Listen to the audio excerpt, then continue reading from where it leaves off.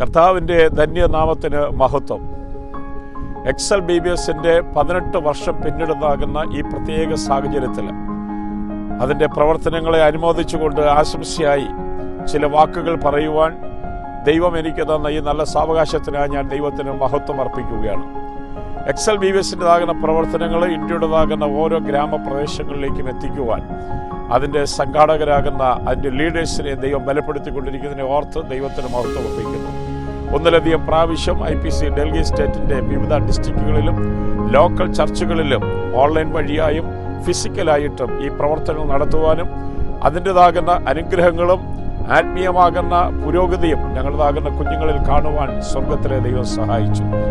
ഈ ഒരു വർഷമല്ലേലുയ ഒരു പുതിയതാകുന്ന തീമോടുകൂടെ ഈ പ്രവർത്തനങ്ങൾ തുടങ്ങുന്ന ഈ പ്രത്യേക സാഹചര്യത്തിൽ എൻ്റെ അറിവ് ശരിയാകുന്നെങ്കിൽ 15-ൽ പരം ഭാഷകളിൽ ഇന്ത്യയിലുള്ളാകുന്ന 15-ൽ പരം ഭാഷകളിൽ ഇത് ട്രാൻസ്ലേഷൻ ചെയ്ത് നോർത്ത് ഇന്ത്യയിലുള്ളാകുന്ന ഓരോ വില്ലേജുകളിലും ഈ മിനിസ്ട്രി എത്തിക്കുമെന്നുള്ള ലക്ഷ്യത്തോടുകൂടെ വളരെ ജാഗ്രതയോടുകൂടെ എൻ്റെ വർക്കുകൾ നടന്നുകൊണ്ടിരിക്കുന്നു. അതിനെ ഓർത്ത് ഞാൻ ദൈവത്തെ സ്തുതിക്കുന്നു.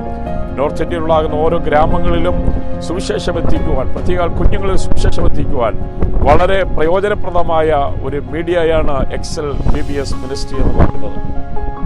ഈ വർഷത്താകുന്ന സബ്ജക്റ്റ് കോമ്പസ് എന്നാണ്.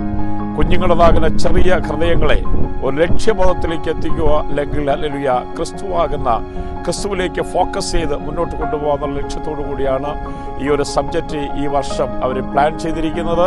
വളരെ മനോഹരമായ ഒരു തീമാണ്. ഈ തീമിൽ നിന്ന് പ്രവർത്തിക്കുവാൻ ദൈവം നമ്മളെ സഹായിക്കുമാറാകട്ടെ. IPC ഡൽഹി സ്റ്റേറ്റിൻ്റെ എല്ലാ ആശംസകളും ഈ അവസരത്തിൽ അറിയിക്കുന്നു.